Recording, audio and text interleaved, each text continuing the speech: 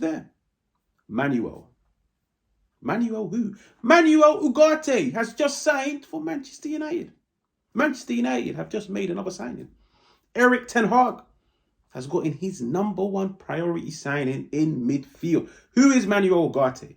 Manuel Ugarte from PSG.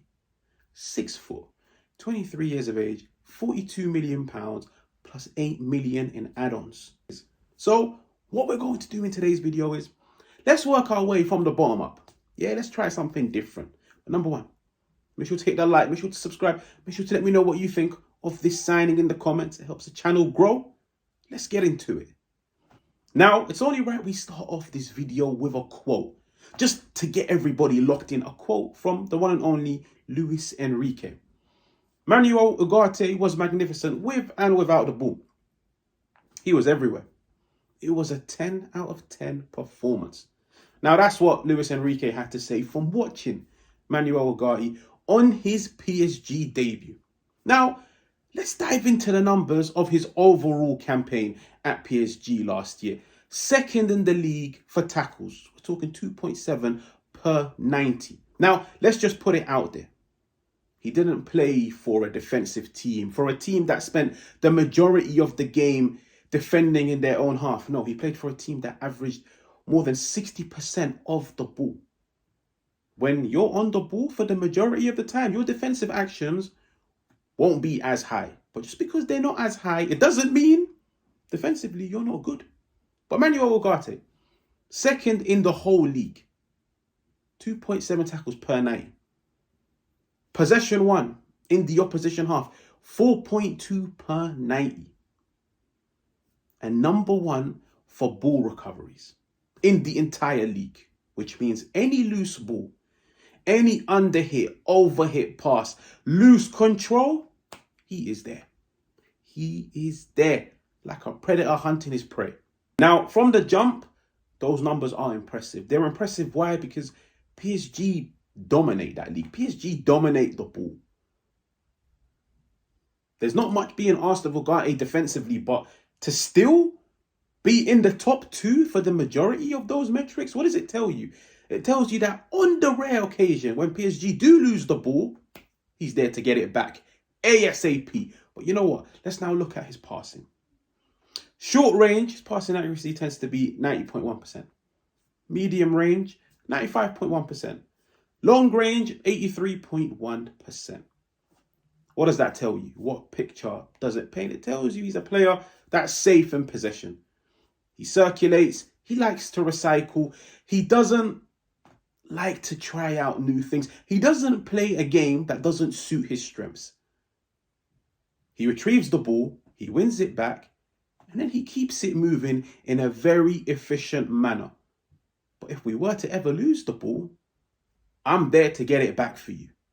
So, the $1 million question is, why was he Erik Ten Hag's #1 man? Why was he a priority for Erik Ten Hag? Why is Ten Hag over the moon? I'm guessing, but why is Ten Hag over the moon to have secured the services of Manuel Ugarte? Now, let's do things differently today. Let's discuss the problem. See whether or not Manuel Ugarte is the solution. Now, what problem did Manchester United face last year, which resulted in the 3rd most shots faced in the Premier League? Now, that's not something you associate with Manchester United. A negative goal difference, that's not something you associate with Manchester United. Manchester United couldn't defend transitions. Plain and simple. Now, Manchester United, they play a very aggressive, a very direct, a very vertical style of football where they commit a lot of bodies forwards. The problem is, on some days, all of those bodies forwards don't result in a goal. They don't result in a goal-scoring opportunity because of anything. An underhit cross, bad control. The opposition catch you on the transition. That's where Manchester United struggled. Why? Casemiro physically showed last year his legs were beginning to go. Casemiro is physically declining. And the style of football, the end-to-end approach, was asking a lot out of him. Now, this is where Manuel Ugarte has, now like I said at the beginning, he has the recovery pace and the legs to help. Now, you can see from these examples, PSG defending transitions. What I like about Ugarte is he times his tackles to perfection. He can see the player charging forwards. Now, he knows the player is now eventually going to get himself into a dangerous area. one pass puts them clean through on goal. That's where the money's at. That's where he makes the key tackle. Now, we've seen Manchester United players make tackles and be unsuccessful. Manuel Ugarte, from the numbers that I showed you at the beginning of the video, is successful. When it comes to tackling, when it comes to winning the ball back for your team, he is one of the most efficient in the French league, if not the world. Now let's look at another example. Counter-attack down the right-hand side, Manuel Ugarte. Hunting down his prey like a predator. And once again, right there at the right time with a high success rate, winning the ball back, putting out all danger. He can anticipate danger, but most importantly, he knows how to put it out.